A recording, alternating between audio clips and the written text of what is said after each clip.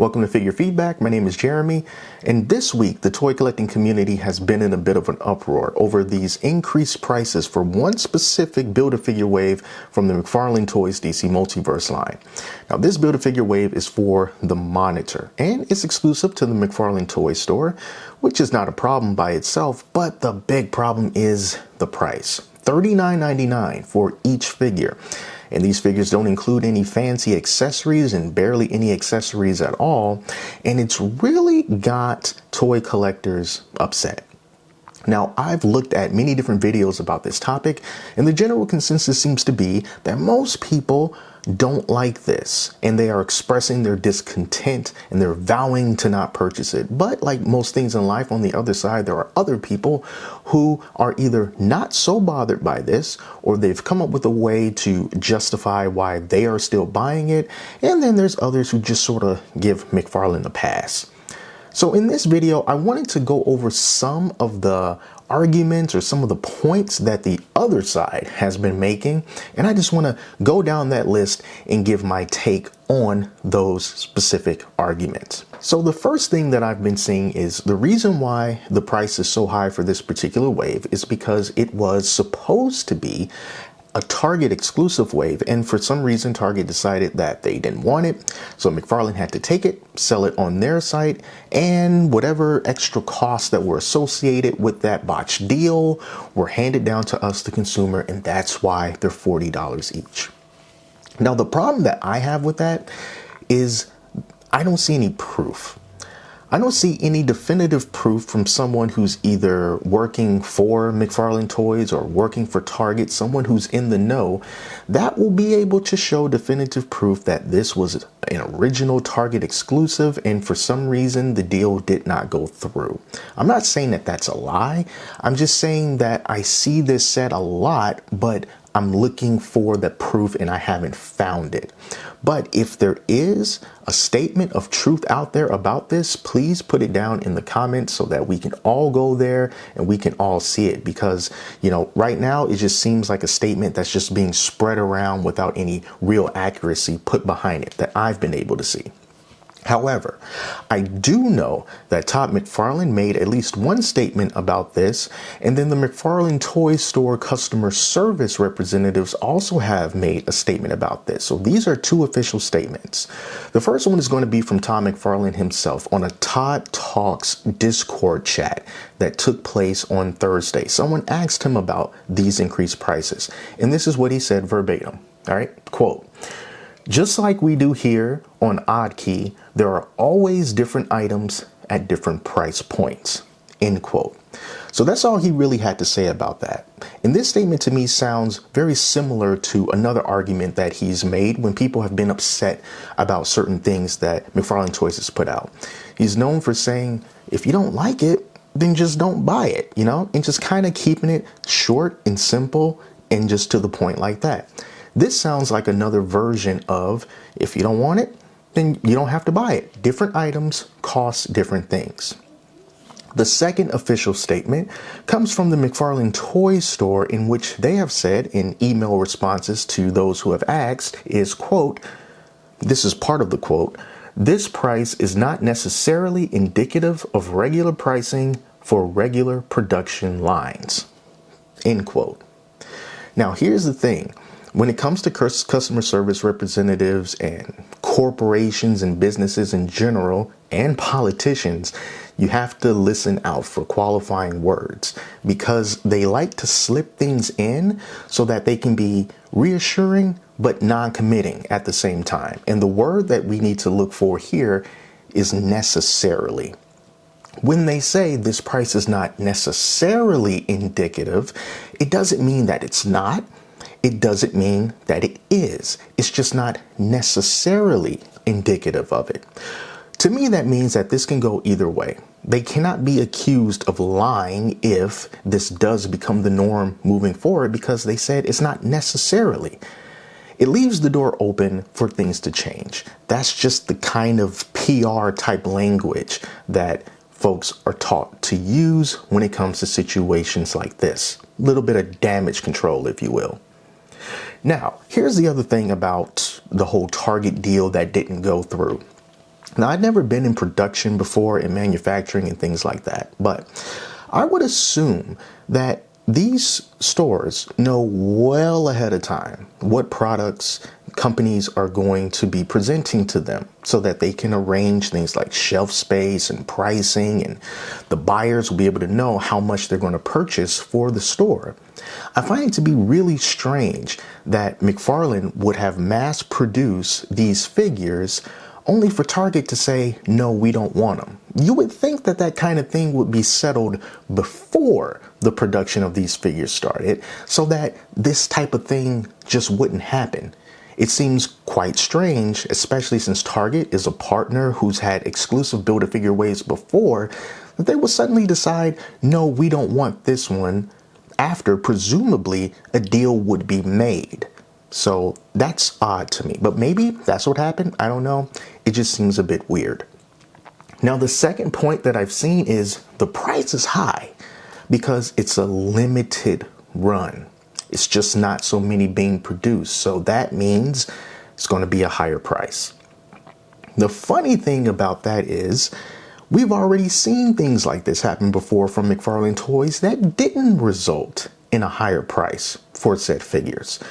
For example, Todd McFarlane has gone on record saying quite proudly that there are times where he will order the production of an entirely new mold for a figure that's a one-off. And when he would say that, some folks around will say, well, you know, Todd, that's not really what you're supposed to. You're supposed to make the mold and then you reuse it because it costs a lot of money, thousands and thousands of dollars to make these new molds. And Todd would say, yeah, I know, but I want a new mold, so we're going to make a new mold. But how many times have you seen a single McFarlane Toys figure cost way more than another one right next to it? You haven't. You haven't seen one Batman cost $20 and then another figure of the same size and similar type and everything cost twice as much because that one was made with an exclusive mold.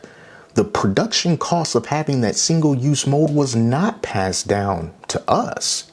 So why now would limited run production costs be handed down to us as well? The other thing is, we've seen limited edition runs before without huge price increases. It's called the McFarlane Toys Gold Label Edition, which are the same things as these Build-A-Figures. The Build-A-Figure wave that costs $39.99.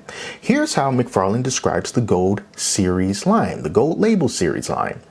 It says that the line is built and designed for the ultimate McFarlane collector. Gold Label will feature a number of exclusive figures across many pop culture brands with unique packaging and artwork. Most importantly, all Gold Label figures will be extremely limited, so the hunt will be intense, folks. All Gold Label figures will be extremely limited. That sounds like limited production to me, does it not? So when you're in Walmart and when you're in Target and you see a Gold Label figure from McFarlane Toys and it's a regular size figure, how much do you spend on it? I know because I've bought them. $20 will be the standard price for a Gold Label figure. You would just be lucky enough to find it.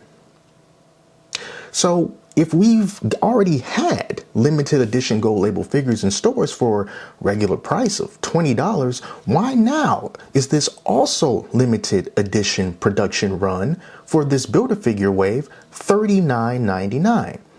Why isn't it just $25.99? Because they're all limited, right?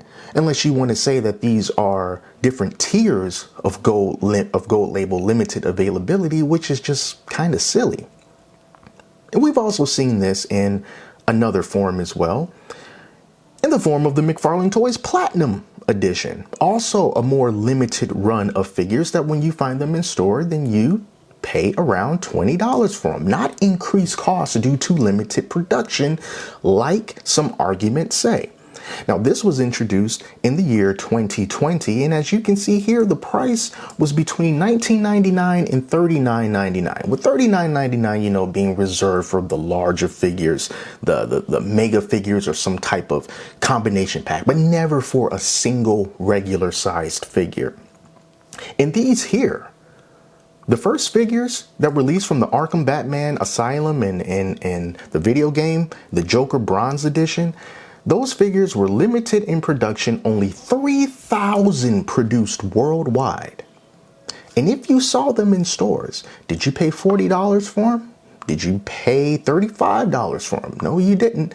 You paid the regular price for them because you happened to have found them in the wild. So why? Why? Despite this also being very limited to 3,000 worldwide, and I would assume that other Platinum Editions will have similar production numbers, why does the Build-A-Figure wave for the monitor cost $40? They're all limited, are they not? Just a little point that I wanted to make there. Now, here's the other thing about production costs. Production costs, that's not my problem. That's not your problem. Production costs is not the consumer's problem. You know why?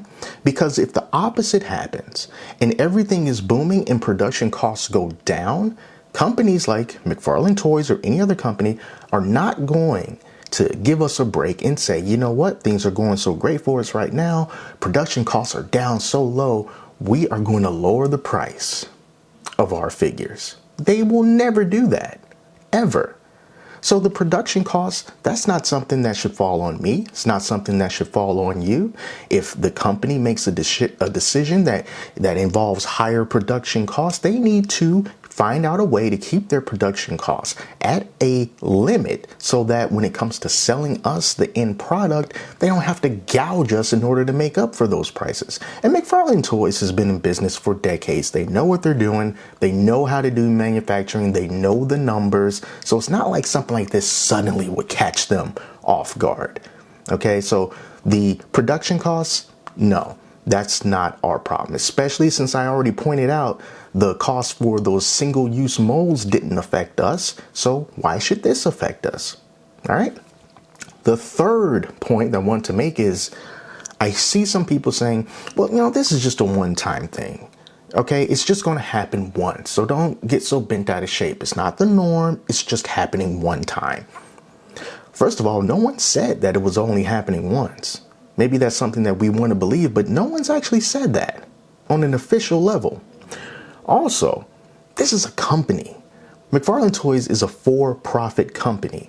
And the main goal behind a for-profit company is to make as much money as physically possible. So if they can see that they can sell you something at a higher price and you buy it, that signals to them that it's okay.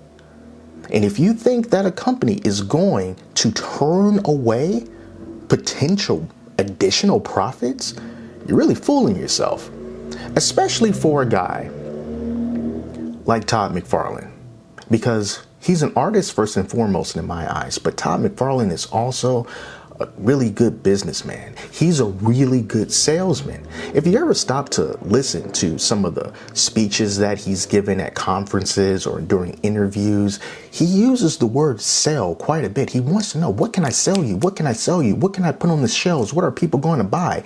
He's really good at it. All right. And that's what he wants to do. He wants to sell you things. Why does he want to sell you things? Just so he can say he sold it to you? No, he wants to sell you things so that he can make money off of it. All right. So if he sees that he can sell you something at a much higher price than normal, why wouldn't he sell it to you?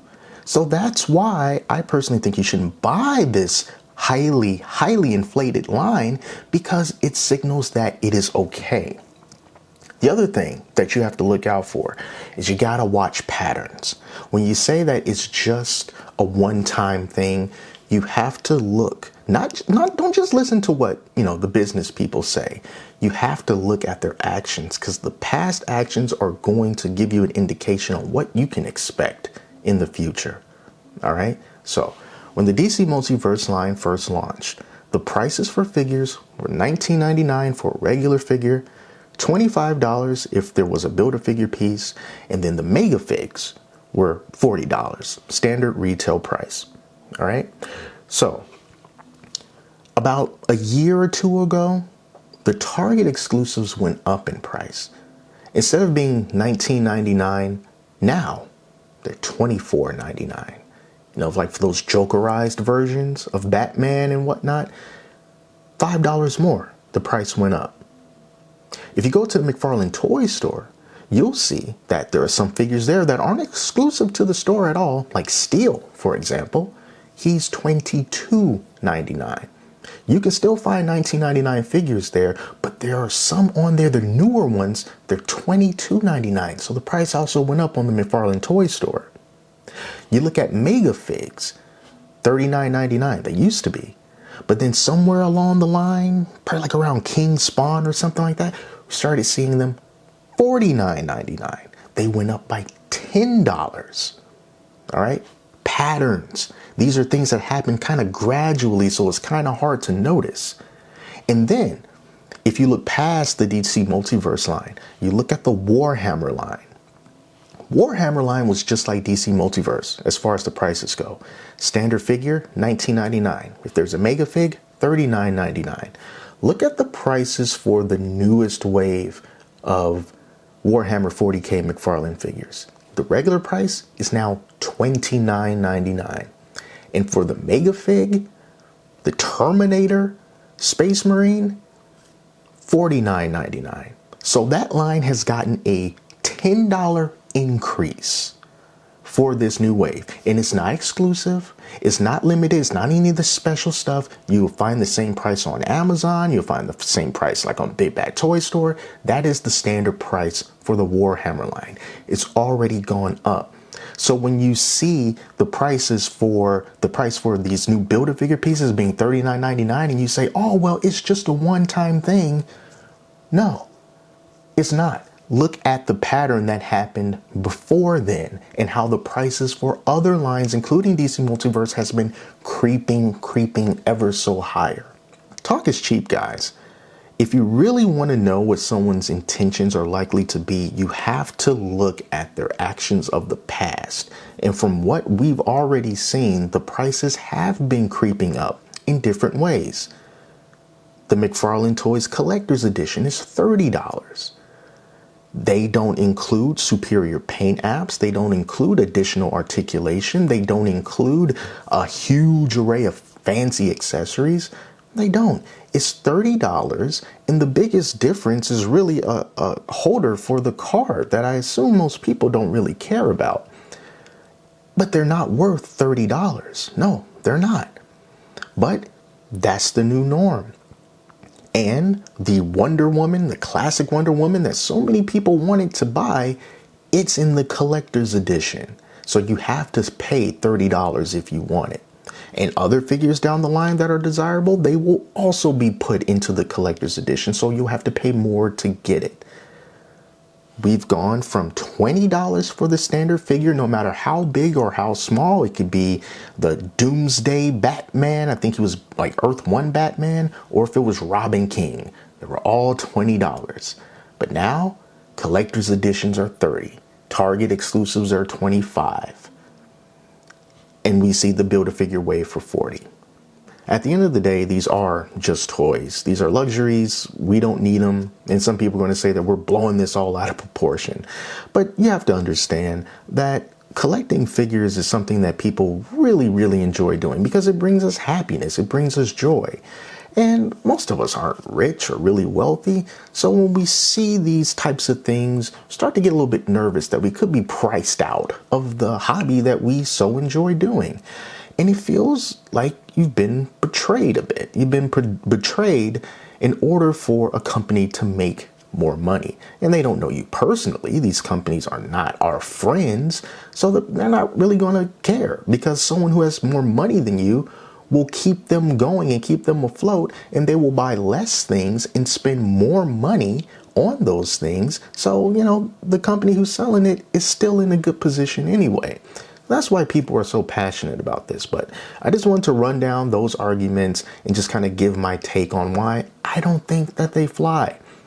All right, so that's it for this video. I'm going to keep my eyes open to see if anything else changes when it comes to these prices, or if there's any more statements that are given out. And if that happens, and if it's, good enough for people to know about, then I'll probably make another video on it. But until that happens, everybody take care of yourselves, and I will speak to you soon.